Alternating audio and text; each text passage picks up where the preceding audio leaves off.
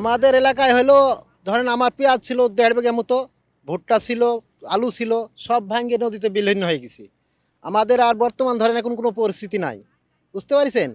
এখন বড় অসহায় হয়ে গেছি। এখন না খাওয়া মতো দিন কাটছে। এখন ধরেন আমরা কি করবো? কোথায় আমাদের সরকার কোনো অগ্রগতি করছে না, আমাদের কোনো বাঁচার পদ্ধতিও নিচ্ছে না, বুঝতে পারছেন? এখন আমাদের সরকার যদি কোনো উন্নয়ন করার জন্য যদি একটা আমাদের কোনো আপাতত বাঁচার জন্য জিও ব্যাগ ট্যাগ ফেলাইতো, তাহলে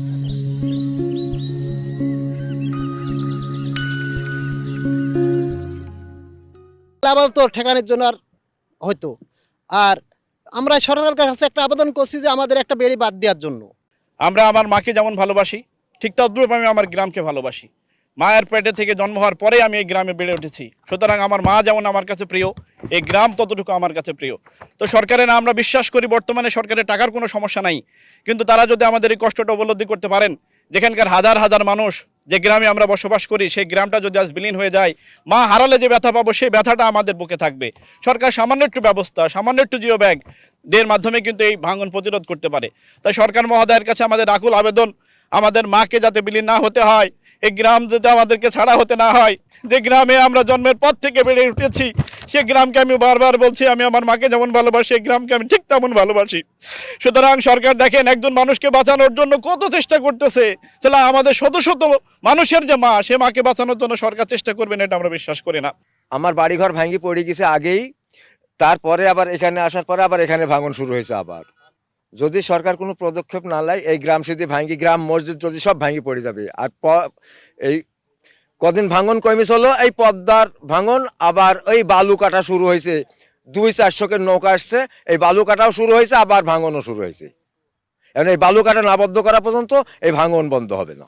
পদ্মা নদীর তীরে আমাদের বসবাস, আমাদের বাড়ি এবং আমাদের বসত ভিটার পাশেই চলে আসছে নদী। এই পদ্মা নদীর ভাঙ্গন যদি রক্ষা না করতে পারেন তাহলে আমাদের হয়তো বসত বাড়িও থাকবে না। আজকে আমরা এই মাঠে আমার প্রায় 12 বিঘা জমিতে আবাদ আছেন। এই আবাদি জমি আমার নদীর গর্ভে চলে গেছে।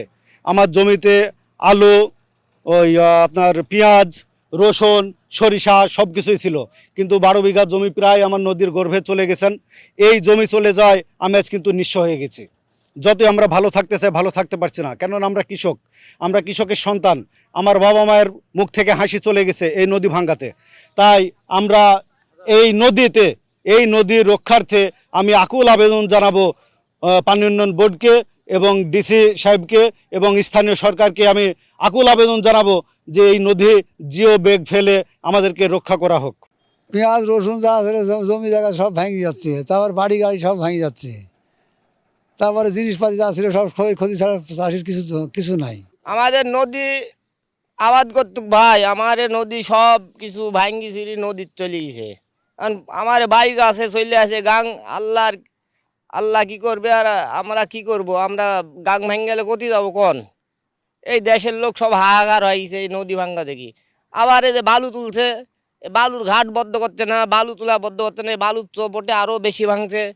কিন্তু এই বালু তোলার আমরা উপরকার লোকে বলছি এই বালু তোলা ঘাট বদ্ধ করতে হবে, বালু তোলা বদ্ধ করতে হবে, নাহলে আমরা এই লা ধরি কুড়োল মারি গাঙ্গের মধ্যে আমরা কুড়োল মারি এই লাইক আমরা তোলা দেবো।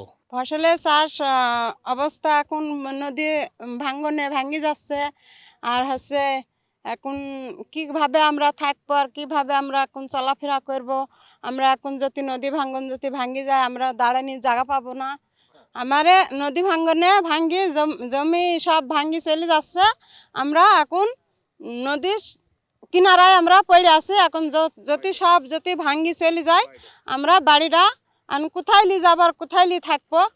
নদী ভাঙ্গনে আমার শস্যের যা ভুঁই ছিল এলাকার মধ্যে ভুঁই আলা লোক এক কাটাও নাই। আজ আমরা এই পাইট দিয়ে আনলেগা খাচ্ছি, কখন আনছে পাইট দিয়ে সেখন আমরা চাল কিনি ভাত খাচ্ছি।